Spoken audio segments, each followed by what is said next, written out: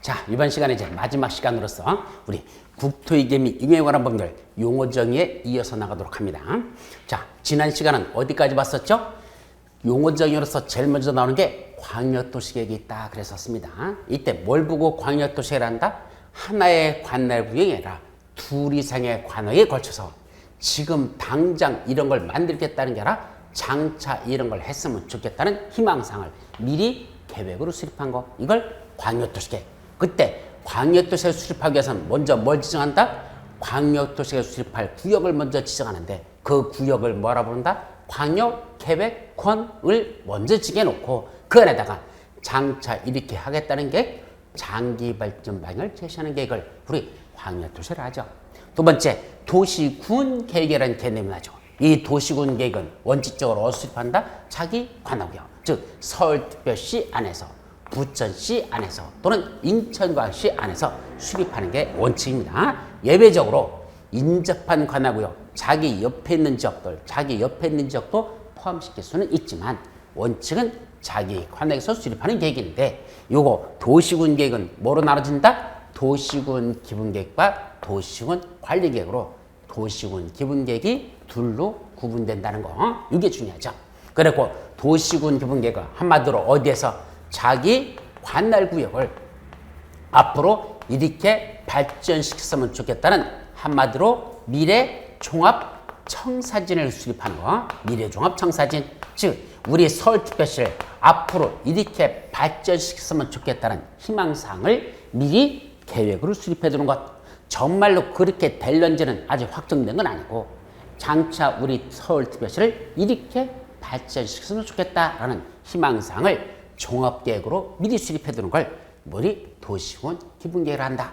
그럼 이 기본계획은 왜 필요하죠? 장차 그 안에서 도시군 관리계획이라는 실천계획을 수립하기 위한 뭐가 된다?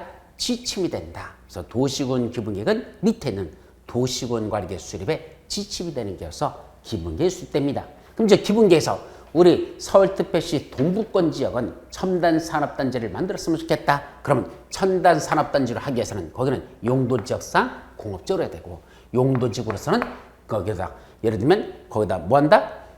이제 공업지역이니까 공장 같은 걸 지을 수 있는 그런 개발진인지구를 지정하자. 그래서 그런 개발사 산업유통개발진인지구를 지정하자라고 할 수 있고, 또 거기다 개발제한구역 그린벨트를 채우고 있으면 개발제한구역도 지정하고 도시제한공원구역도 지정하고, 이런 식으로 이 도시화를 수립해야 되는 내용들이 거기에 쭈루룩 하고 따라 붙는다. 그래서 먼저 기본계획이 수립되고 그걸 구체적인 내용들, 기본계획대로 하기 위한 구체적인 실천에서 도시군 관리계획이 수립되는데, 그때 도시군을 수립하는 건 몇 가지만 수립한다? 6가지만 수립한다.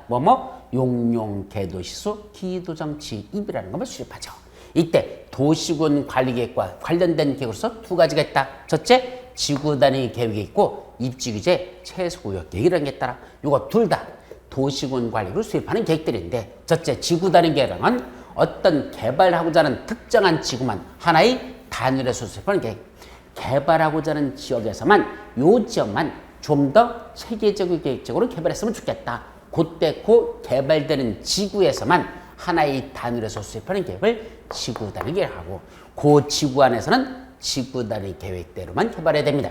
또 어딘가 어떤 뭐하기 위한 적, 여기만 개발이 이루어지면 주변으로 다 그 개발 효과가 파급될 수 있는 이런 적들, 즉 지역 거점을 육성하기 위한 이런 목적으로 입지규제 최소구역을 정해놓고, 그 입지규제 최소구역에서는 규제를 최소화시켜서 개발을 좀 할 수 있도록 그렇게 허용하는, 그걸 완화시켜주는 그런 계획이 수립되는데, 그런 계획을 입지규제 최소구역 계획이라는 걸 수립되자라고 됐죠.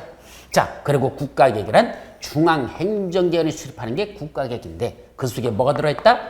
도시군 기본계획 내용이나 도시군 관리구로 결정할 사항이 포함되면 그런 건 국가계획을 하자라는 거. 자, 여기까지가 우리 지난 시간에 봤던 거죠.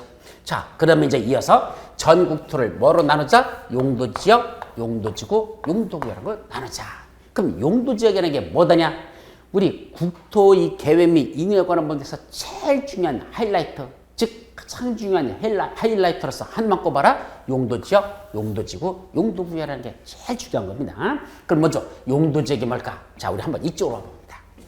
여기 이 지도를 한번 들여다보자. 그럼 지도로 보니까 지금 크게 나눴어요. 여기 붉은 검은 선으로 다 지금 이렇게 해서 이렇게 해가지고 이렇게 경계선 보이죠? 요 검은 선. 요래서 이쪽으로 뭐라자? 여기를 도시지역이라 하자. 반면에 요쪽은 여기는 무슨 지역을 하자? 여기는 농림지역을 하자. 반면에 위에 이쪽으로 뭐라자? 이쪽은 우리 자연환경 보전지역을 하자. 그리고 도시지역과 농림지역과 자연환경지역 그 중간지대, 이 중간은 우리 뭐라고 하자? 그건 관리지역으로 하자입니다. 그래갖고 전국토를 뭐로 나눈다? 도시지역, 관리지역, 농림지역, 자연환경 보전지역 이렇게 나누는 걸 이걸 한마디로 뭐란다? 용도지역이라고 한다. 그럼 용도지역이라는 건 왜 나눠진다? 이렇게 나누죠. 도시지역, 관리지역, 농림지역, 자연환경 보전지역 이렇게 크게 일단 내수로 나눠놓고 그중에 이 도시지역은 사람들이 복잡하게 많이 살기 때문에 이건 더 세분화시켜버립니다. 어떻게 나누죠? 이 중에 특히 아파트나 또는 단독주택 같은 것들이 밀집되어 있는 지역은 우리 이쪽은 뭐라자? 여기는 주택들이 많은 지역은 주거지역이라고 정의하자. 이건 주거지역. 반면에 여기 상가나 사무실이 밀집되어 있는 지역은 우리 상업지역이라고 하자. 어디에서? 도시지역을 다시 세분화시킨 겁니다. 도시지역은 다시 주거지역, 상업지역, 공장들이 짓는 지역은 공업지역. 반면에 나무들이 우거져 있는 지역은 녹지지역. 그래서 도시지역이 다시 내수로 또 세분화됩니다. 주거지역, 상업지역, 공업지역, 녹지지역. 그래놓고 이 주거지역은 다시 6가지로 세분화되고 상업지역은 4가지로 세분화되고 공업지역은 3가지, 녹지지역도 3가지로 더 세분화됩니다. 그래서 도시지역은 총 몇 가지가 용도지역이라고 했더냐? 도시지역은 16가지 용도지역으로 세분화시켜 놓고 있습니다. 관리지역은 다시 세수로 나와서 이쪽은 보전관리지역이라 하자. 이쪽은 생산관리지역이라 하자. 이쪽은 계획관리지역이라 하자. 그래서 관리지역도 보전관리, 생산관리, 계획관리지역으로 세수로 이것도 세분화됩니다. 농림지역과 자연환경 보전 더 이상 세분화되지 않습니다. 그래서 총 용도지역은 몇 가지가 있다? 도시지역 총 16가지, 관리지역 3가지, 농림지역 1가지, 자연환경 보전 1가지. 그래서 총 다시 보면 16, 3, 1, 1 더하면 21가지가 있습니다. 그래서 용도지역은 몇 가지가 있다? 21가지로 전국토를 나누자는 얘기입니다. 그럼 이렇게 나누는 이유는 무엇일까? 바로 용도지역이라는 걸 그렇게 지정하는 이유는 뭘까? 각각의 21가지 용도지역마다 토지에 이용이 있을 것이고 그 위에다 뭘 짓는다? 건축물을 지을 것인데 토지이용이나 건축물들을 함부로 짓지 못하도록 뭐 하겠다? 제한하기 위해서 용도지역이라는 걸 지정하는 겁니다. 그래서 21개 용도지역마다 토지이용 함부로 하지 말랍니다. 그 위에다 짓는 건축물 아무거나 네 멋대로 크게 짓지 말랍니다. 함부로 하지 못하도록 제한한다. 이게 용도지역의 근본적인 목적입니다. 그래서 용도지역마다 뭐가 다르다냐? 첫째, 아무거나 함부로 짓지 못하는 건축물을 짓는 걸 규제합니다. 이걸 한마디로 건축 제한. 21개 용도지역마다 건축할 수 있는 건축물들이 정해져 있거나 이러이러한 건축물로 건축해서는 안 된다는 게 이미 21개 용도지역마다 다 정해져 있으니까 여러분들이 아무 데나 가서 아무 건축물을 함부로 지으면 안 된다는 얘기죠. 그 용도지역에 맞는 건축물만 지어야 되지 아무거나 함부로 져서는 안 된다는 그런 규제가 용도지역에서의 첫 번째 건축 제한이라고 합니다. 두 번째는 건축물 이 대지 하나 지을 때 내 멋대로 너무 뚱땅하게 짓지 말랍니다. 그 대지 전체 면적에 대해서 나중에 봐요. 건축 면적이 차지하는 게 너무 넓게 짓지 말래. 대지 안에다 건물을 짓을 때 이 건축물이 너무 넓게 짓지 말랍니다. 그런 걸 건폐율 제한 몇 퍼센트 이하로만 지어야 되지 너무 넓게 짓지 말라. 건폐율 제한. 더 나가서 용적률 건축물을 너무 쭉쭉 빵빵으로 짓지 말랍니다. 네 멋대로 너무 규모를 크게 져서는 안 된다. 이걸 규제하겠다. 이걸 용적률 제한이라고 하죠. 이와 같이 21개 용도지역이 지정되면 각각의 용도지마다 건축물 함부로 짓지 못하는 건축 제한, 대지 안에다 건물 너무 뚱땅하게 짓지 못하는 건폐율 제한, 대지 안에다 건축물 너무 쭉쭉 빵빵으로 져서는 안 되는 용적률 제한이라는 게 이런 게 따라붙습니다. 그런 게 한마디로 뭐다? 용도지역이라고 하자. 이런 얘기죠.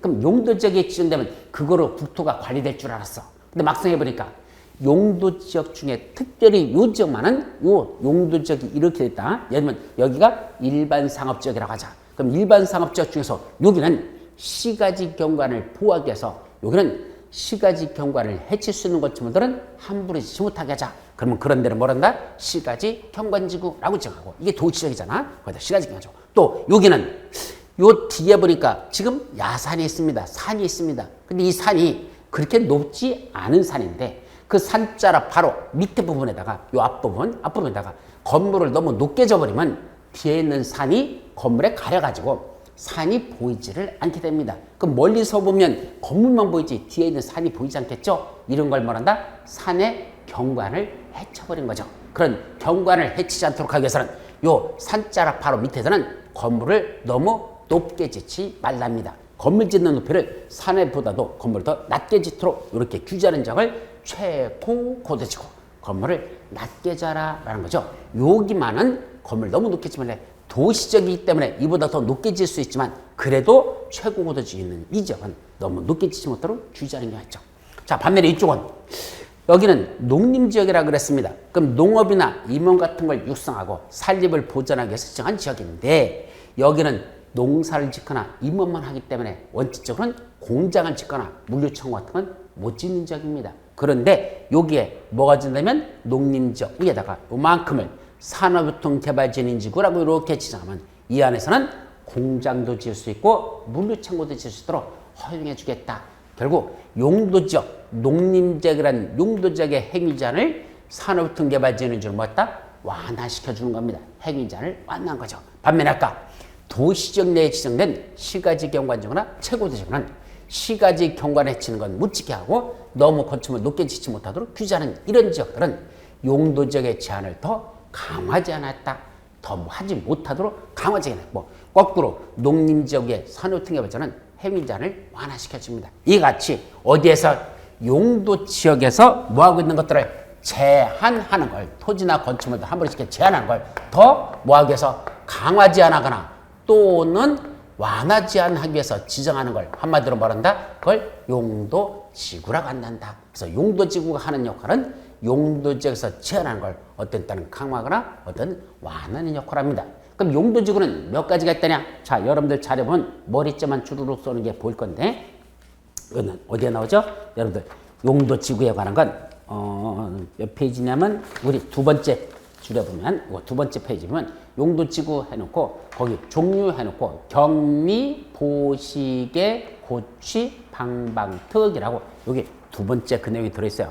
오늘 드린 자료에 첫 번째 페이지, 두 번째 페이지에 나온 이거 두 번째 페이지 사실은 다음 주에 볼 것인데 그 용도지구는 몇 가지가 있다냐? 법률에서 일단 10개만 서술하고 있습니다.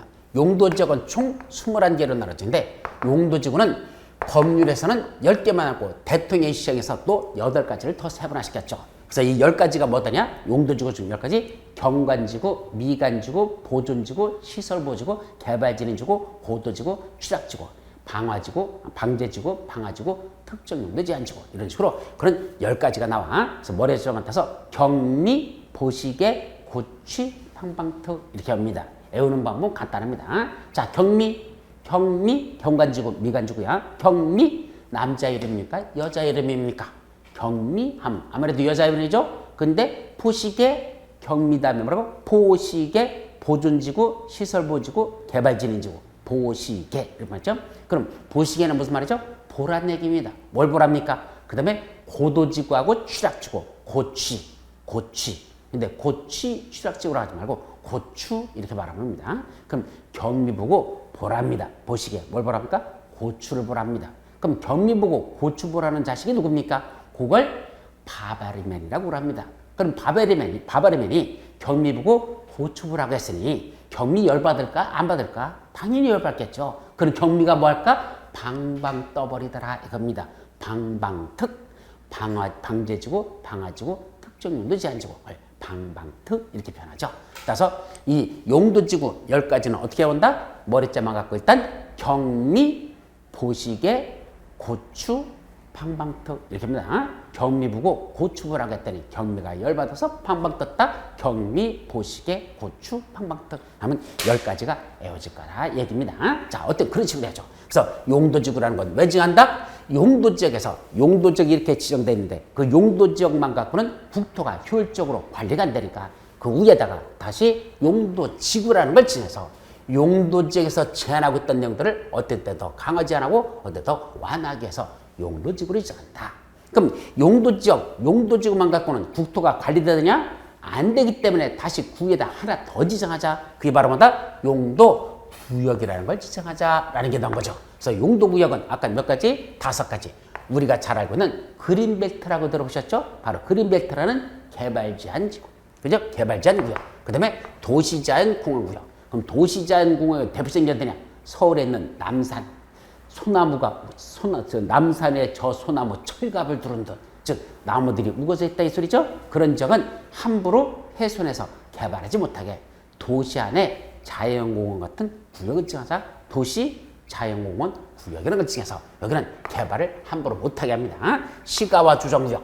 당분간 시가와 조성을 하지 말지. 여기는 앞으로 주변 지역이 개발되는 걸 봤다가 여기는 나중에 개발했으면 좋겠다. 당분간 개발을 못하게 묶어두는 지역. 거기를 시가와 조정구역. 수산자원보구역. 남해안에 가보면 상당히 많이 지정됐습니다. 수산자원을 보육성해서 이런 적은 함부로 개발을 못하는 적. 수산자원보구역. 입지규제 채소구역. 아까 말씀드렸죠? 지역 거점을 육성하기 위해서 그래서 또는 주거 환경 같은 걸 정비할 필요가 있을 때 그런 데서 하는 걸 입지규제 채소구역을 한단다. 그래서 요 개도시수입 이걸 한마디로 용도구역이라고. 용도구역은 어디다 정한다? 용도지역. 용도지구에서 제한하고 있는 등을 다시 또 어떤 때는 더 강하고 어떤 때는 더 완화하게 해서 용도구역이라는 걸 지정합니다. 결국은 제일 밑바탕에 먼저 뭐가 정된다? 용도지역이라는 걸 먼저 깔아놓고 그 위에 부분적으로 용도지구와 다시 용도지역과 용도지구 위에다 다시 용도구역이라는 걸 지정합니다. 그래서 제일 밑에 용도지역, 그 다음에 용도지구, 그 다음에 용도구역. 그래서 지역, 지구, 구역. 지역, 지구, 구역 이렇게 지정된다는 거. 그래서 맨 밑에 지역, 그 다음에 위에 지구, 그 다음에 용도 구역이라는 게 지정된다. 이렇게 이해하시면 됩니다. 자, 이제 그 맛 뭐가 나죠? 여기 기반시설이라는 개념이 나옵니다. 그래서 기반시설을 한마디로 말하시오. 사람이 살아가는데 꼭 필요한 시설 뭐란다? 그냥 기반시설. 도로, 공원, 학교 이런 것들이 다 기반시설입니다. 사람이 사는데 꼭 필요한 시설. 근데 그런 기반시설을 어디다 설치하기 위해선 자, 먼저 기반시설의 특수한 종류들이 있습니다. 그런 사람이 사는데 꼭 필요한 시설 기반시설인데 그 중에 특수한 기반시설 거기 몇 가지만 나옵니까? 3가지가 열거됩니다. 첫째는 공동구라는 게 있죠. 여기 공동구가 무엇일까? 공동구라는 건 한마디로 말하면 자, 여기 도로가 이렇게 돼 있죠. 이건 지금 단면도로 잘라본 겁니다. 이게 도로고 이쪽은 차도나 대지입니다. 자, 그러면 요 도로에 가려면 요게 맨홀 뚜껑이 있고 맨홀 뚜껑을 열고 땅속에 들어가 보면 땅속에 이런 공간이 만들어집니다. 땅속에 그래 놓고 요리 타고 내려가 보면 여기는 전기시설, 여기는 가스시설, 여기는 통신시설, 여기는 지역난방시설, 여기는 하수도시설 이런 각종 전기, 가스, 통신, 지역난방, 하수도시설을 공동으로 매설한 공간이 나오고 사람들이 이 속에 들어가서 이런 시설들을 교체하거나 또는 보수작업 같은 거 또는 설치 작업을 이 안에서 하죠. 그러다 보니까 도로는 별도로 까문될 필요가 없고 땅속에다 이런 공간을 만드는 이 공동으로 수용하는 이 시설을 뭐란다? 이걸 공동구라고 합니다. 그래서 공동구가 무엇인지 알고 싶으면 지나가다가 맨홀 뚜껑이 있으면 열고 들어가 보시면 됩니다. 근데 조심할 건 맨홀 뚜껑 있다고 아무나 열고 들어간다 그게 공동구가 아니고 어느 지역은 공동구는 없고 썩은 물이 흘러내려가는 하수구만 있는 데도 있습니다. 그래서 맨홀 뚜껑 열고선 속을 들여다봤더니 거기서 썩은 냄새가 나면 절대로 들어가면 안 됩니다. 메탄가스에 중독돼서 죽는 경우도 발생합니다. 그러니까 이런 공동구라고 하는 건 그런 들어가 보면 썩은 공간이 아니고 전기시설, 가스시설, 통시설, 지역난방시설, 하수시설 걸 공동으로 수용한 시설을 이걸 공동구로 한단다. 이렇게 함으로써 도로 같은 걸 보존할 가능성이 높죠. 그래서 파손하지 않고도 이 안에서 공사할 수 있기 때문에 그렇습니다. 이런 걸 공동구로 한다. 자, 그런 공동구가 첫 번째 나오고 두 번째는 뭐도 나죠? 광역시설이라는 개념이 나옵니다. 그럼 광역시설이 뭘까? 아까 제가 광역이라는 건 뭐라고 했죠?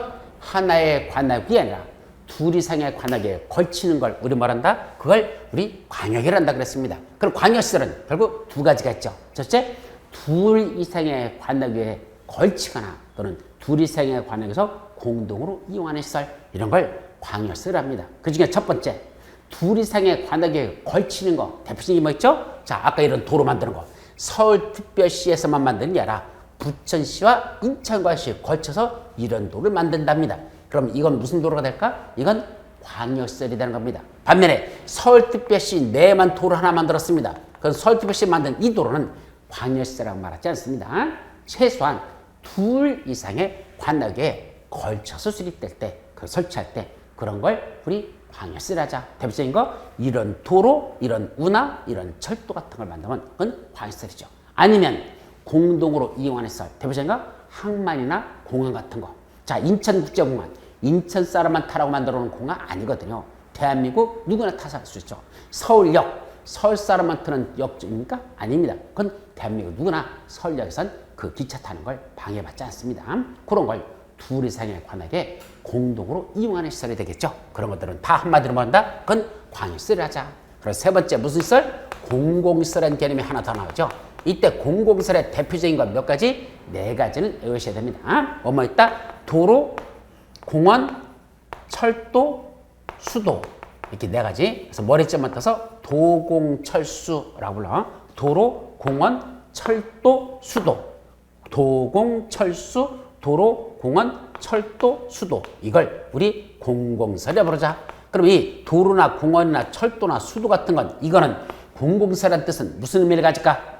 이거는 공공시설이라는 건 설치하는 사람에게 소유권이 기술되는 게 아니고 그걸 관리하는 관리청이 따로 정해지고 그 관리청에게 무상 기술되는 걸 뭐란다? 그걸 공공시설이라고 표현한다. 그래서 공공시설은 한마디로 말하면 설치하는 자가 갖는 게 아니라 관리하는 관리청들에게 무상 귀속돼 가지고 그 관리하는 자들이 갖게 되는 그런 시설을 공공시설이라고. 대표적인 게 뭐뭐 있다? 도로, 공원, 철도, 수도 등이 있다. 도공철수. 이걸 공공시설이 한다. 이런 기반시설 중에 특수한 기반시설 세 가지는 별도로 정리하도록 하는 겁니다.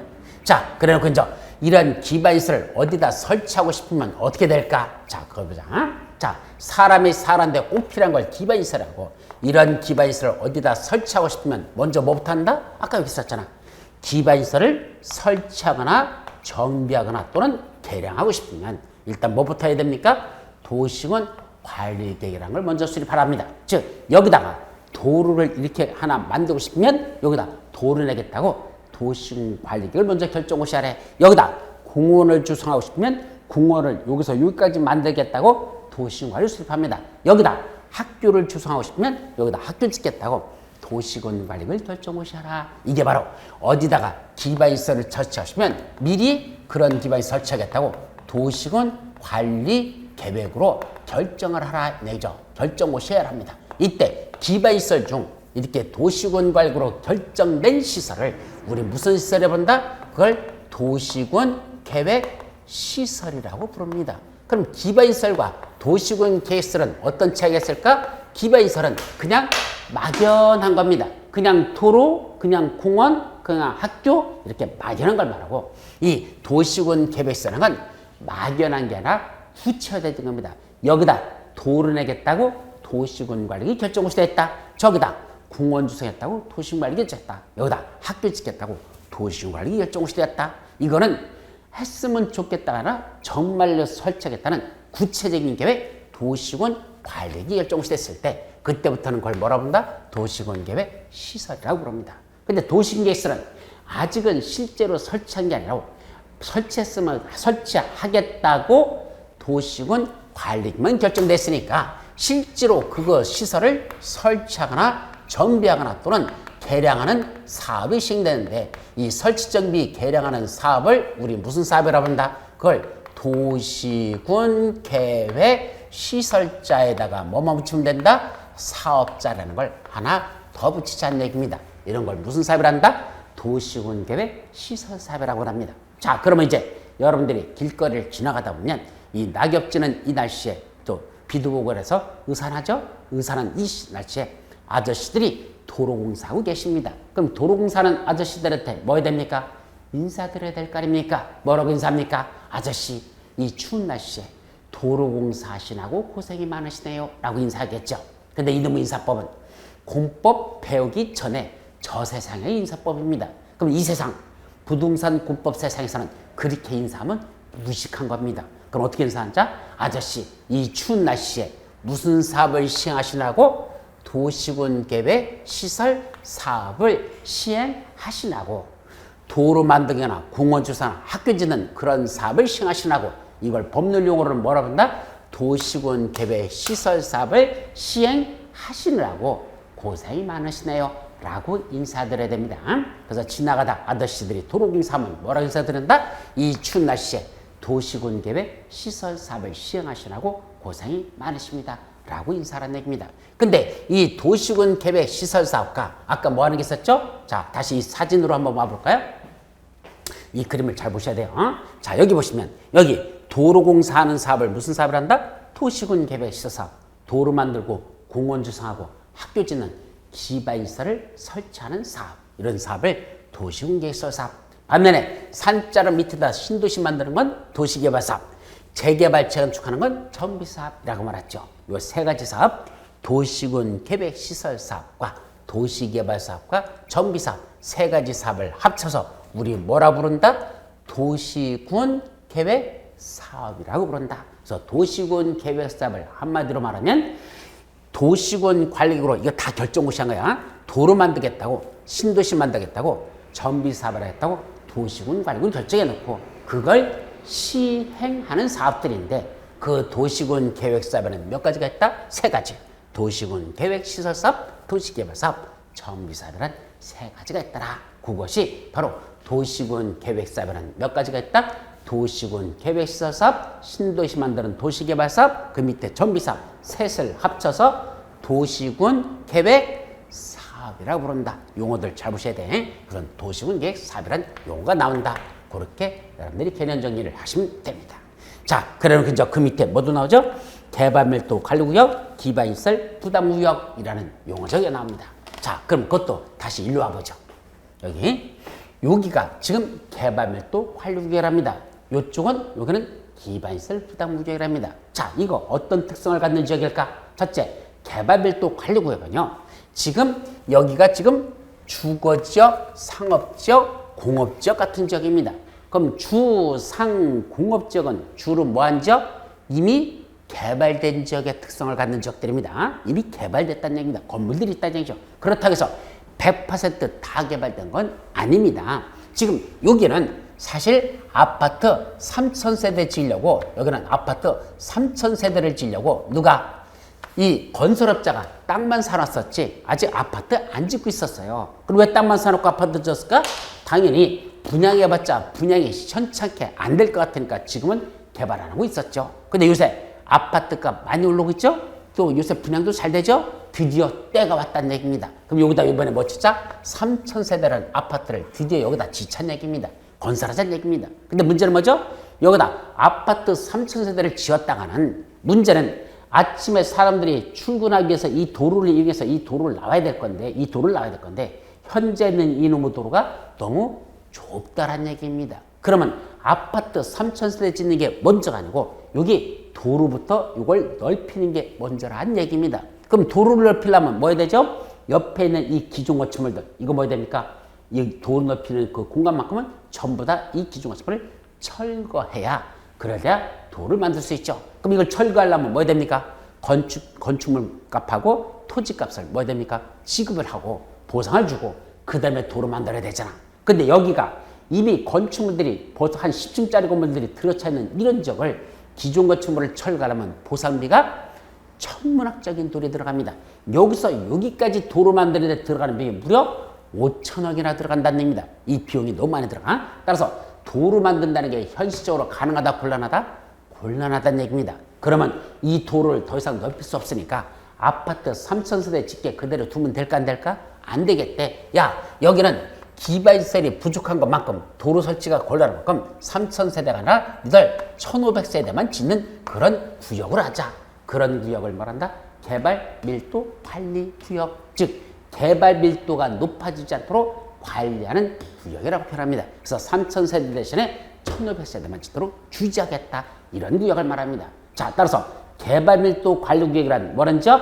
여기 아파트 3,000세대 짓는 개발 행위로 인하여 도로를 더 넓혀야 되는 기반 설치는 필요한데 현실적으로 그 설치가 곤란하더라. 비용이 너무 많이 들어간다. 그래서 곤란하다. 그렇다면 여기다 건축물 짓는 규모를 작게 짓게 하자. 그때 건축물을 작게 짓는다는 걸 법률용어로는 건폐율 또는 용적률을 강화 적용한다. 즉 너무 뚱땅하지 않게 너무 쭉쭉빵빵이 되지 않도록 건폐율과 용적률을 강화 적용하는 구역을 우리 뭐라고 하자? 개발밀도 관리구역 이렇게 말합니다. 자, 그럼 마지막 요거 기반시설 부담구역은 여기는 뭐 하는 지역일까? 자, 여기는 개발된 지역과 다르게 여기는 지금부터 개발이 시작된다 얘기입니다. 여기에 인구 유입이 예상보다 많고 개발행위 허가 신청이 종전보다 월당에 더 많아졌다는 얘기입니다. 그럼 건축물들이 지금부터 들어차는 개발이 이루어진다는 얘기죠. 그럼 뭘 설치해야 됩니까? 여기는 도로나 상하수도나 공원 같은 기반시설이 제대로 돼 있지 않았었죠. 왜? 개발되지 않았었으니까. 근데 지금부터 개발을 하면 도로, 상하수도, 공원 같은 거 조성해야 되잖아. 그 비용을 누가 부담할 것이냐? 이 문제입니다. 그 기반시설 설치 비용을 누가 부담할 것이냐? 자, 원칙은 기반시설 설치하는 걸 누가 부담하죠? 국가나 지방자치단체가 부담하죠. 왜? 여러분들이 낸 세금 가지고 도로나 상하수도 같은 건 그런 건 바로 국가나 지방자치가 만들어준다는 얘기입니다. 그런데 요 기반시설 부담구역이라는 구역이 지정되면 이 안에서는 그런 기반시설 설치하는 걸 여러분들이 일부 부담하라는 구역입니다. 국가나 지방자치가 다 만들어주는 게 아니고 원칙적으로 국가나 지방자치는 80%까지만 지들이 기반시설을 부담하고 나머지 초과되는 20% 있죠? 나머지 20%는 누가 부담하자? 개발하는, 예를 들어서 건축물을 신축하거나 일정한 건축물을 증축하는 자들만, 일정한 건축물을 신축, 새로 짓거나 증축, 더 크게 짓는 자들만 여기다가 뭐하자? 기반시설 부담을 정해서 이 안에서 그런 기반시설을 부담하도록 이렇게 하는 구역을 기반시설 부담. 그때 개발한 자들이 부담하는 그걸 기반시설 설치 비용이라고 하고 그런 기반시설 설치 비용을 부담하는 구역을 우리 기반시설 부담구역을 한다. 그래놓고 이 기반시설 부담구역과 개발밀도는 서로 중복 지정될 수가 없다는 거. 따라서 기반시설 부담구역은 어디다 지정한다? 개발밀도 관리구역 외의 지역에만 기반시설 부담구역을 지정함으로써 서로 중복 지정이라는 건 없다는 거. 자, 여기까지가 여러분들이 봐야 되는 용어정의 21가지가 주르륵 하고 나와 있는 게 그런 식으로 여러분들이 용어정의를 기억하라는 얘기입니다. 아셨죠? 자, 그래놓고 이제 용어정의 밑에 뭐죠? 광역도시계획이란 말이 납니다. 그러니까 아까 광역도시계획을 수립하려면 먼저 뭘 지정한다? 광역도시계획을 어디서 수립할 건지 구역을 먼저 지정한다 그랬죠. 그 구역을 뭐라 부른다? 광역계획권이라는 걸 지정하자. 자, 이와 같이 어디 서울특별시, 부천시, 인천광역시 이건 어디죠? 둘 이상의 어디에 시, 도에 걸쳐 있는 거죠. 잘 봐봐. 서울특별시, 인천광역시. 그럼 여기서 다시 그림으로 볼까요? 이 그림 어디야? 서울특별시 이거죠? 인천광역시 여기죠? 그 다음에 부천시는 어디에 속하죠? 이 중에 부천시는 어디입니까? 지도상에서 찾을 줄 알아야 돼. 여길 말합니다. 부천시. 그 중에 특혜지죠? 그건 대도시거든요. 인구가 50만 명 이상 되는 부천시도 시에 속합니다. 대도시 시에 속하죠. 도지사 밑에 있는 경기도 부천시 여기죠. 그죠? 그러면 누구누구? 특별시장과 광역시장과 여기 부천시는 어디에 속한다? 경기도에 속하거든요. 그럼 둘 이상의 시, 도에 걸쳐서 광역계획권을 지정한다. 자, 어디다 지정하는 게? 서울특별시와 인천광역시와 부천시는 어디다 그랬죠? 경기도에 속한다 그랬잖아. 그럼 특별시, 광역시, 경기도 둘 이상의 시, 도에 걸쳐서 광역계획권을 이렇게 지정한답니다. 이런 광역계획권은 누가 지정할까? 둘 이상의 시, 도에 걸치면 최고대빵 누구? 국토교통부 장관이 여기다 광역계획권을 지정해 줍니다. 앞으로 서울특별시, 부천시, 인천광역시에다가 광역도시계획이라는 걸 수립하기 위한 구역은 누가 지정한다? 바로 국토교통부장이 지정해 주겠다는 얘기입니다. 반면에 같은 도내에 예를 들면 부천시 또는 밑에 시흥시 또는 광명시 또는 이 밑에 어디 있죠? 그게 안산시 그런 데를 지정하겠다. 그러면 그건 같은 경기도 내에다가 광역계획을 지정하는 거니까 그때는 누가 지정한다? 경기도 도지사가 광역계획권을 지정합니다. 그래서 광역계획권 지정하는 지정권자는 중에 둘로 나눠진다. 둘 이상의 시나 도에 걸쳐서 지정할 때는 최고대법 국장이 시도에 걸쳐서 지정합니다. 만약에 둘 이상의 시도에 걸치는데 서울특별시장이 시작한다고 생각해 보시오. 그러면 인천광역시가 경기도사는 삐져버리겠죠. 서울특별시장 지까짓 게 뭔데 우리 지역까지도 지 맘대로 지정해. 이건 아니란 얘기죠. 그래서 둘 이상의 시도에 걸쳐서 지정하는 건 최고답방 국장이 지정하고, 같은 도 내에 있는, 아까 그죠? 같은 도 내에 있는 시군에다가, 그럼 같은 도 내에 있는 시군이니까 다시 여기서 돌아보면 어디 바로 여기 부천시, 여기 연천군이 여기 있다 치고 부천시, 연천군, 시흥시, 안산시 이런 시군에 걸쳐서 지정하는 건 그때는 누가? 경기도에 속해 있는 거니까 그건 경기도 도지사가 광역계권을 지정한다. 요거까지만 여러분들이 일단 기억해 두도록 합니다. 그럼 그 밑에 광역계권이 지정됐으니까 그래서 무슨 계획 수립하자? 광역도시계획 수립하자 이겁니다. 올해 26회 때 시험 문제에서 출제됐었습니다. 그래서 그럼 광역계획권이 지정되면 광역도시는 누가 수립할래? 첫째, 둘 이상의 시도에 걸쳐서 국장이, 국토교통부장이 광역계획권을 지정해주면 그 안에서 광역도시는 누가 수립한다? 바로 서울특별시장, 인천광역시장, 경기도 도지사, 시도사들이 협의하여 공동으로 수립하여야 합니다. 결국 국장이 어디 서울, 부천, 인천에다 광역을 지어줬습니다. 계획은 누가 수립한다? 원칙 시도지사니까 서울특별시장, 인천광역시장, 경기도도사 세 사람이 협의해서 공동으로 수립해야 된다는 것. 자, 그럼 같은 도내에다가 어디 부천시, 여기 연천군, 그 다음에 시흥시, 안산시에다 지정하면 누가 지정한다 그랬죠? 경기도 도지사가 같은 도내에다가 광역을 지정하면 그 안에서 수립은 누가 한다? 시장, 군수들. 그럼 부천시장, 연천군수, 시흥시장, 안산시장, 이 시장이나 군수들이 지들끼리 협의해서 공도로 수립해야 된다라는 게 대원칙입니다. 따라서 잘 들어보세요. 광역계권이 둘 이상의 시도에 걸칠 때는 최고대빵 국토교통부장이 거기다 광역을 지정해주고, 그 안에서 광역도시계획은 누가 수립한다? 시도지사들이 협의해서 공동으로 수립합니다. 자, 같은 도내에 부천시, 연천군, 안산시, 시흥시 이런 데다 지정하면 그건 누가 광역권을 지정해주고, 같은 도내에 있으니까 도지사가 지정해주고, 그럼 계획은 누가 수립한다? 부천시장, 안산시장, 시흥시장, 광역시장 자기들끼리 협의해서 공동으로 수립해야 된다는 거. 자, 이런 것들이 바로 광역권 지정, 광역도 수립의 수립관장의 가장 기본적인 내용은 이런 식으로 되어 있단다라는 것만 기억합니다. 자, 그 밑에 도시군 기본계획을 수립하자라고 했습니다. 이 기본계획은 제일 먼저 법적 개념 정리가 먼저 나왔는데, 아까 기본계획이란 아까 뭘 말한다 그랬죠? 자기 관할구역인 특광, 특시특도 시군에 대해서 기본적인 공간구조와 장기발전 방향을 제시하는 종합계획이다. 기장종. 기본적인 공간구조와 장기발전 방향을 제시하는 종합계획으로서 왜 수립하죠? 밑에 있는 도시군 관리계획 수립에 도시군 관리계획 수립에 지침이 되는 걸 도시군 기본계획이라고 개념 정리되어 있고, 그러면 이러한 도시군 기본계획은 어떤 법적 성격일까? 국민들에게는 아직 직접적 효력이 없습니다. 즉 누가 서울특별시장이 서울특별시 안을, 서울특별시 내부를 앞으로 어떤 식으로 발전시키면 좋겠는지 자기가 계획을 수립해두고 아직 시민들한테는 아무런 효력이 없는 게 이게 도시군 기본계획이고, 국민들에게 아무런 효력이 없는 이런 계획을 비후속적 계획이라고 하고, 이런 계획에 대해서 불만 있는 시민들이 이 계획 도시군 계획 좀 취소해 주세요라고 행정 쟁송이 들어오면 그때는 뭘 한다? 그거는 아직 확정된 게 아니니까, 실제로 그렇게 하려는지 확정된 게 아니니까 따지지 마세요. 무슨 대상이 될 수 없다? 행정 쟁송의 대상이 될 수 없습니다. 그래서 행정소송 같거나 행정심판 같은 걸 제기할 수 없는 것, 그런 게 바로 도시군 기본계획 특성이죠.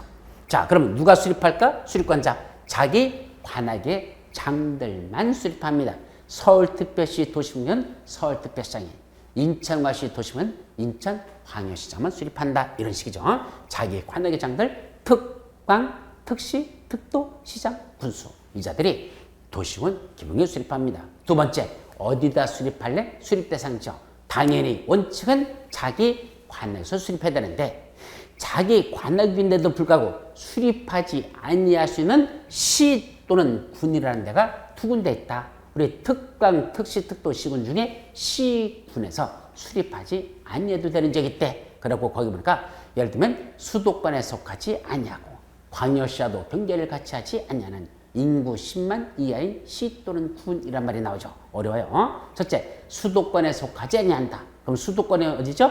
서울, 경기, 인천.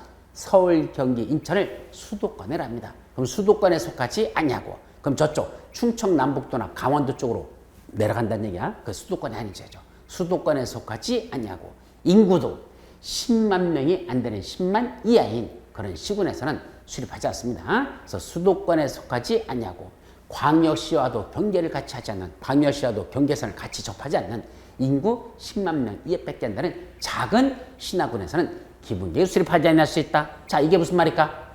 대표적인 거 태백시하고 부여군을 예를 들어놨죠. 그럼 태백시와 부여군의 특성은 뭐죠? 첫째, 수도권이 아닙니다.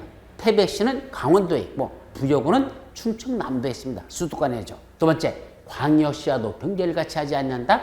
부여군은 가운데 그 부여군하고 그 사이에 뭐가 있다냐? 자, 거기에 따른 논산시가 있습니다. 그럼 부여군이 있고 논산시가 있고 그 다음에 이쪽이 대전광역시가 있습니다. 그래서 대전광역시와도 경계를 같이 하지 않습니다. 그 가운데 논산시가 자리 잡고 있기 때문에 그럼 수도권에 속하지 아니하고 부여군은 수도권에 속하지 않고 광역시와도 경계를 같이 하지 않는 인구는 9만 명도 안 됩니다. 8만 명밖에 안 됩니다. 그러니까 인구 10만 이하밖에 안 되죠. 그런 데서는 도시군 기본계획을 수립하지 아니할 수 있답니다. 왜 그러죠? 미래가 보이지 않습니다. 도시군 기본계획은 미래종합청사진이라 그랬잖아. 앞으로 우리 관악을 이렇게 발전시키면 좋겠다는 그런 계획이 도시군 기본계획인데 이건 뭐 발전 가능성이 있어야 뭐 수립을 하든지 하지 앞으로 시간의 흐름으로서 더 좋아지는 게 아니라 인구가 더 줄어들면서 이건 더 폐허되는 폐가만 늘어날 수 있는 그 빈집만 늘어난 그런 더 엉망이 되는 그런 지역이 될 수 있다면 그런 데는 미래가 보이지 않기 때문에 미래종합청사진 도시군 기본계획은 수립하지 아니할 수 있다 이런 뜻입니다. 또 이미 자기 관악구역에 광역도시에 수립되어 있는데 그 광역도시 속에 뭐 들어있다? 그 속에 도시군 기본계획에 포함시켜야 될 내용이 광역도시에 모두 들어있다면 그때도 광역도시에 수립한 거로 그냥 가면 되지 따로 기본계획은 수립하지 아니할 수 있답니다. 수립 대상 지역에서 수립하지 않았어요. 또 경우에 따라서는 자기 관악구만 아니라 서울특별시만 아니라 인접한 관악구역 옆에 있는 부천시 이쪽에 있는 성남시 일부도 포함시킬 수는 있습니다. 그래서 인접한 관악에 전부 일부도 포함시켜야 되는데 그러려면 인접한 관악에 청하고 미리 협의를 해야 됩니다. 우리 서울특별시 기본계획을 수립하려는데 성남시와도 관련이 된다. 성남시장과 미리 협의라는 걸 거쳐라 이런 얘기죠. 그게 수립 대상 지역이죠. 자, 세 번째 수립하는 내용. 도시군 기본계획에 들어갈 것들이 10몇 가지가 쫙 들어있어요. 이런 것들이 포함시켜야 한다. 그래서 들어가야 되죠. 그때 수립하는 기준 항상 조심할 거. 어떤 계획을 수립할 때 그 계획 수립권자한테 함부로 수립하지 못하게 최고 답방인 누가? 국토교통자리. 앞으로 이런 계획을 니들이 수립하고자 할 때는 이 기준에 맞게끔 수립하라는 그 기준을 정해줍니다. 그 기준은 누가 정한다? 국토교통부장이 정해지죠. 그래서 앞으로 무슨 기준 누가 수립하니? 기준 하고 물으면 그때는 뭐라 한다? 국장이라고 대답해야 됩니다. 국토교통장관, 국장 또는 국토장이라고 하죠. 이 자가 기본 어떤 기준을 수립하는 건, 기준을 정하는 건 누가 정한다? 국토교통장관이 기준을 정해준다라는 것만 여러분들이 기억해 두시면 됩니다. 그 밑에 기본계획을 수립하는 건 어떤 절차에 수립할까? 수립 절차 나와. 기공지 확승 송공렬이란 말이 나오는데 그 수립에 관한 절차는 1월달에 갈 때 세부적인 건 그때 살펴보죠. 기공지 확승 송공렬이라는 기초조사, 공청개최, 지방의회 의결처치, 그 다음에 확정 절차와 승인 절차로 구분되고 송부하고 공고하고 열람시킨단다. 그게 기공지 확승 송공렬 이런 절차가 있다. 그런 절차는 나중에 배죠. 자, 이번에도 시험제 났었죠. 도시군 기본계획은 몇 년마다 5년마다 타당성 검토를 거치라는 거 시험 문제 났었습니다. 그래서 도시군 기본계획 수립할 때는 몇 년마다 5년마다 타당성 검토를 한단다. 이게 무슨 말이죠?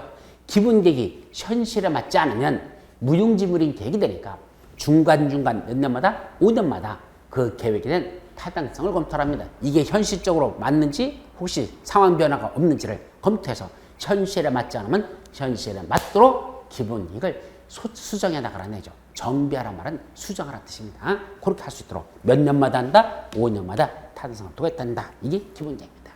자, 마지막 무슨 계? 도시군 관리계로 나가자. 자, 그럼 이런 도시군 관리계획은 자기 관할구역을 어떻게 개발하고 정비하고 보존할 것이냐? 자기 관할구역을 개발, 정비, 보존하기위해서 수립하는 계획을 무슨 계획을 한다? 도시군 관리계획이라고. 그럼 도시군을 수립하는 건 몇 가지만? 6가지만 수립한다. 외우라 그랬습니다. 용용, 개도시수, 기도정, 지입. 다시 한번 용용, 개도시수, 기도정, 지입. 요거 6가지는 도시군을 수립하는 내용이라는 거. 세부적인 건 다음 주에 살펴볼 거라 그랬었습니다. 이때 이 도시군 관리계획은 둥구름 잡는 계획이 아닙니다. 앞으로 이렇게 했으면 좋겠다? 아닙니다. 정말로 여기다 뭘 하겠다. 용도지역이라는 걸 지정하겠다. 용도지역으로 지정했다. 또 용도구역을 지정했다. 도로를 만들겠다. 신도시를 만들겠다. 재개발 건축하겠다. 라는 정말로 하겠다는 구체적인 실천계획으로서 도시군 관리계획이 수립된다는 걸 조심하시고, 이러한 도시군 관리계획은 크게 둘로 나누자. 첫째, 수립하는 절차가 나온다. 그래서 수립하는 절차가 나오는데 이 도시군을 수립하는 절차는 몇 가지로 나눠진다? 2가지로 나눠져요. 첫째, 초안을 작성하는 이반 절차라는 게 있습니다. 도시군 관리계획에 초안을 작성하는 이반 절차, 그 내용을 확정짓는 결정 절차, 이렇게 둘로 나눠지죠. 그래서 이반이라는 건 초안을 작성하는 거, 결정이라는 건 그 내용을 확정짓는 절차, 이렇게 둘로 나눠서 이반 절차와 결정 절차로 나눠지죠. 그때 이반하자 그러면 제일 먼저 누가 있을까? 이반권자.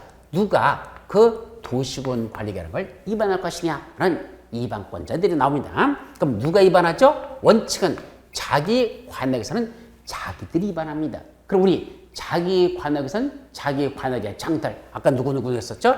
특별시장, 관여시장, 특별자치시장, 특별자치도지사, 시장, 군수를 우리 뭐라 부른다? 관역의 장이라 부른다 그랬잖아. 그래서 관역의 장들인 특강, 특시, 특도, 시장, 군수, 이 자들이 원칙적으로는 도시군 관리를 지들이 위반합니다. 왜 자기들이 초안을 작성하죠?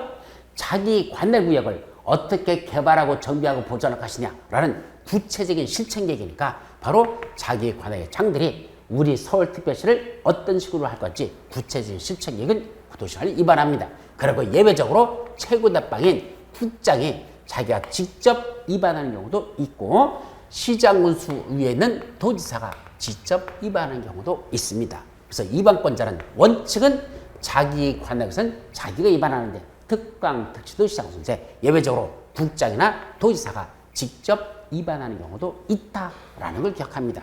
그때 요 위반권자들한테 도시군관리 좀 위반해 주세요 라고 뭐 하겠다? 위반을 제안하는 내용이 있더라. 요거 매년 시험 문제 영순위 아마 7, 8년 동안 한 번도 빠짐없이 요새 계속 시험 문제 났던 것들이 바로 요 위반을 제한하는 위반 제한에 관한 겁니다. 물론 26회 때도 시험 문제 났었어요. 그럼 위반의 제한은 뭐죠? 바로 이 지역에 있는 주민이나 또는 이해관계자들이 누굴 찾아갑니까? 위반권자한테 찾아가서 우리 이 지역에다가 도로 좀 만들어 주세요. 공원 좀 조성해 주세요. 학교 좀 지어 주세요. 이 뭐죠? 기반시설 좀 설치해 달라고 위반을 제한할 수 있는 것들. 위반 제한은 3가지가 있어.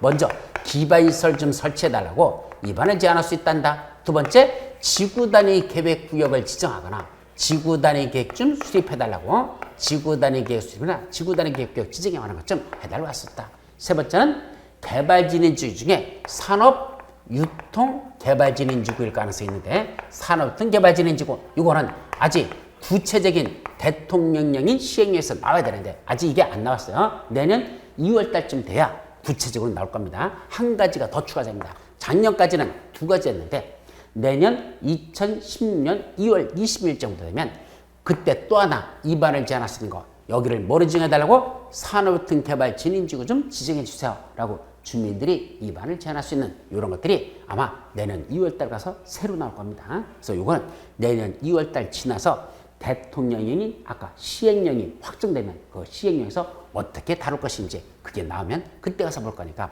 아직은 법률에서는 대통령령으로 정하라까지만 해놓고 구체적으로 어떤 지역이 있는지는 아직은 나오지 않았습니다. 내년 2월 달쯤 나올 거니까 현재 예상컨대는 산업통개발진흥지 같은 걸 지정해달라고 주민들이 이반권 위반을 제한할 수 있다. 요거는 올해 새로 신설된 내용으로서 시험 문제 26회 따가지는 안 들어가고 27회 시험번이면 들어간다는 거 그렇게만 기억하면 되죠. 그때 위반 제한에 들어오면 위반권자 그 내용 검토할 거 아니야. 검토해서 도시계획 자문을 거칠 수 있고 검토해서 검토 결과를 다시 주민들이나 이해관계자한테 통보해 줍니다. 여러분들이 위반 제한 들어온 디바이스 설치해달라고 도로 만들어달라고 위반 제한 들어온 걸 검토해봤더니 정말로 도로 만들 필요가 있네요. 알았습니다. 여러분들이 제안한 대로 위반해드리겠습니다. 결과 통보해드리라는 얘기야. 아직은 그런 거 설치하는 건 시기상조니까 지금은 못해드림을 양지해 주시기 바랍니다. 라는 그 결과 통보를 언제까지 할까? 원칙은 제한일로부터 40일 이내입니다. 그래서 원칙은 45일 내에 결과를 통보해 드려야 되는데 위반권자들이 위반 제한도는 주민들한테 통보하라는 얘기입니다. 근데 예외적으로 한 차례만 1회 하나요? 1회 하나요? 30일을 연장할 수는 있습니다. 그래서 원칙은 40일 이내에 주민들에게 위반 제한 들어온 내용에 대한 검토 결과를 통보해 줘야 되는데 그때 1회 한해서 30일을 더 연장할 수도 있다는 거. 이런 게 위반 제한을 하는 것들이 쭉 나와 있죠. 그때 위반 절차는 크게 기주지입, 기초수사하고 주민들의 의견 듣고 지방의회 의견 들은 후에 위반이라는 게 완성됩니다. 그걸 기주지입이라고 그러죠.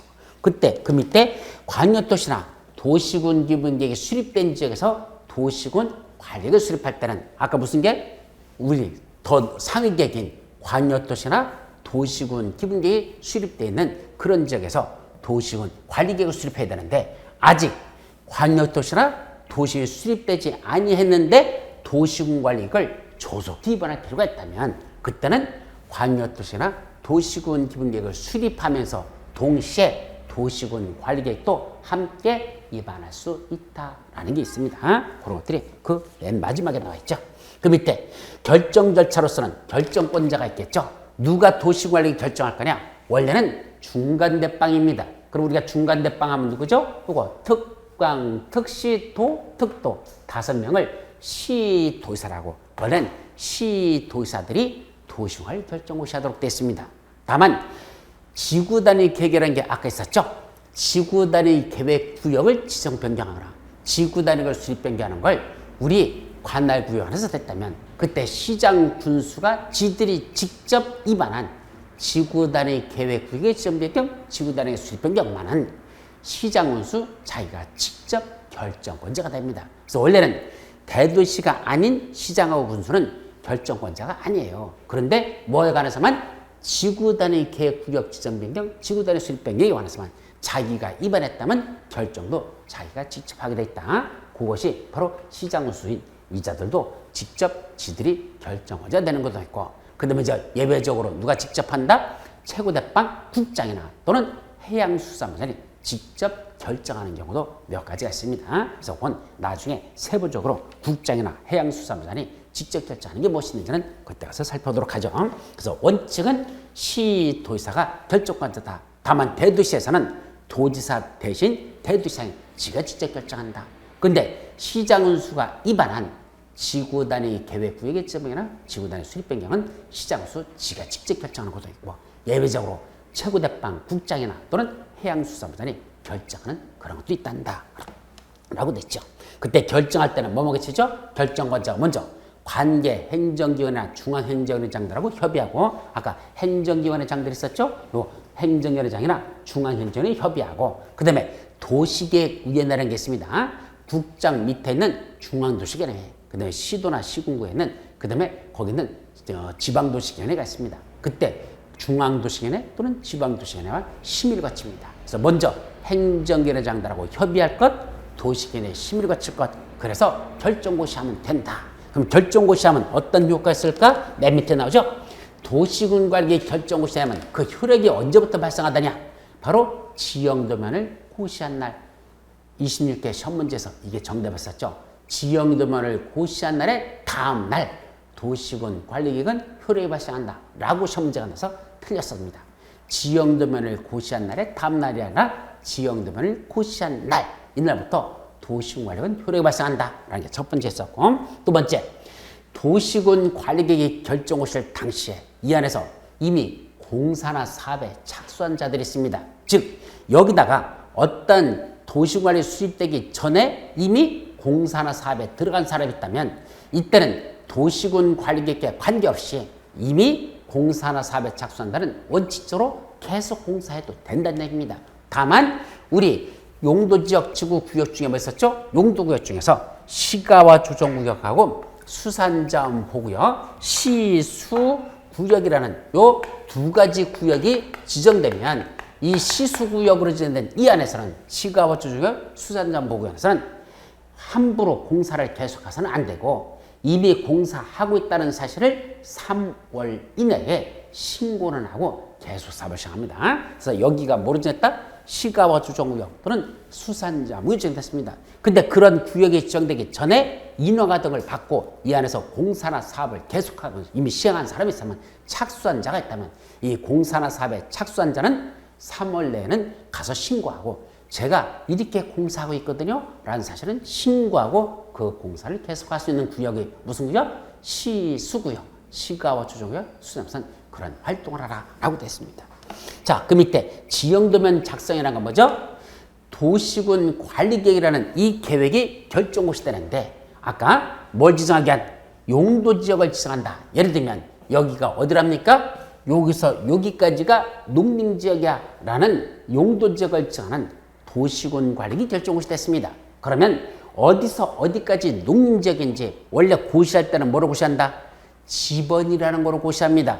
지적도를 떠보면 거기 각 토지마다 한 필지마다 지번이 부여되는데 즉 무슨 지역 몇 번지 몇 번지 몇 번지 몇 번지 몇 번지 몇 번지가 농림지역이야 라고 고시한다는 얘기죠. 근데 문제는 사람들이 그 지번만 봐가지고는 도대체 어디서 어디까지가 농림지역인지 잘 모릅니다. 그래서 뭘 그려주래?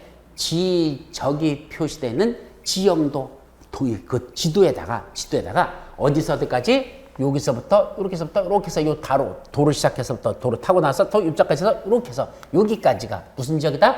농림지역이다 라고 지도에다가 이렇게 그려주면 사람들이 뭐 보지 않아도 지적도 안 보고도 지도만 보고도 아 여기서 여기까지가 이번에 농림지역으로 결정시켰구나 라는 걸 알 수 있죠. 이렇게 지도다가 저기 표시된 지형도에다가 도시군 관리계획 결정고시된 이 내용을 지도에다 그려주는 걸 우리 말한다 지형도면 작성고시라 이렇게 말하고 바로 언제부터 그 도시군 관리계획 효력 발사한다?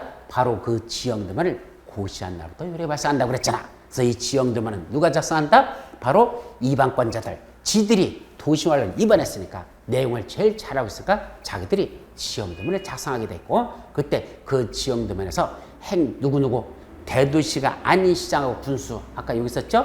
대도시가 아닌 시장하고 군수가 작성한 지형도면은 자기 위에는 도지사한테 뭐 받아야 된다? 승인을 받도록 됐습니다. 그래서 대도시가 군수가 작성한 것만 도지사한테 승인을 받도록 됐죠. 이 도시관리계획도 몇 년마다? 5년마다 타당성 검토라는 걸 거치랍니다. 그래서 이 계획에 문제점이 없는지를 5년마다 타당성을 검토하는 그런 경우가 있다라는 거. 여기까지가 오늘 여러분들이 봐야 될 내용의 핵심 포인트는 여기까지입니다. 그래서 이제 마지막에 여러분들이 이제 봐야 되는 해로운 건 여기 광역도시계획이 뭐고 도시군 기본계획이 뭐고 도시군 관리계획이 뭐냐 그 핵심만 정리하죠. 자, 광역도시계획이란 하나의 관할구역이 아니라 적어도 둘 이상의 관역에 걸쳐서 지금 당장 뭘 하겠다는 게 아니라 장차 이런 걸 했으면 좋겠다는 계획을 광역도시계획 여기다 장차 이런 도로 만들면 좋겠다. 도시군 기본계획 자기 관할구역의 미래종합정책에서 우리 서울특별시를 앞으로 어떻게 발전시키면 좋겠느냐라는 그런 종합계획을 수 있다는 걸 도시군 기본계획. 반면에 도시군관리계획 원칙적으로 자기 관할구역에다가 용도지역은 어떻게 지정하고 용도지구는 어디 지정하고 대도시구역은 어디다 지정할 건지 이런 것들 기반시설은 어디서 설치할 거냐 지구단위계획구역은 어디다 지정하고 그 안에다 지구단위를 어떻게 수립하고 입주규제 채수구역은 어디다 지정하고 그걸 어디다 계획을 수립할 것이냐 이런 걸 도시군 관리계획을 한다. 그래서 이 도시군 관리계획을 수립하는 건 둘로 나눠진다. 이반 절차와 결정 절차로 나눠진다. 그때 초안을 작성하는 이반권자 있고 그 내용을 확정짓는 결정권자로 나눠진단다. 그래서 이반권자한테 도시군을 좀 이반해 주사라고 이반을 제안하는 이반 제안이라는 내용들이 있고 그 다음에 결정권자가 그 확정을 결정해서 고시하면 결정고시하면 어떤 효과가 있다? 도시군관리계획 결정을 하면 언제부터 효력이 발생한다? 지연되면 고시한 날부터 효력이 발생하고 그 안에서 이미 공사나 사업에 착수한 자가 있었으면 원칙적으로는 계속 사업을 시행할 수 있지만 다만 시가와 주정구역과 수산자원 보규라는 게 지정 고시되면 그 안에서는 3월 내 자기들이 공사하고 있는 걸 신고는 하고 그 안에서 계속 사업을 시행할 수 있다. 자, 어디서 어디까지가 요번에 그러한 도시군관리계획 결정 고시든지 그걸 사람들이 잘 모른다. 지번으로 고시하기 때문에 내용을 잘 모른다. 따라서 지적이 표시된 지형도 지도에다가 요번에 어디서 어디까지가 그러한 도시관리 결정 고시든지 지도에다 그려주는 걸 지형들만 작성 고시를 한단다. 그게 되고 마지막으로 이러한 도시활동 5년마다 타당성 검토해야 되는 경우가 있단다. 오늘은 여기까지만 정리합니다. 자, 그럼 이제 다음 주에는 뭐 본다? 바로 도시군관리로 수립하는 내용들 이런 거 용도지역이 뭐고 용도지구가 뭐고 용도국이 무엇인지 기반 설치는 어떻게 하는지 이런 세부적인 내용에 들어가는 건 우리 다음 주와 다다음 주에 거쳐서 세부적인 내용들은 거기까지 살펴보도록 그렇게 할 겁니다. 오늘은 여기서 여러분을 마치도록 하죠. 자, 날씨도 상당히 쌀쌀해지는데 건강 조심하시고 다음 주에 다시 뵙도록 하겠습니다. 자, 여러분 수고하셨습니다.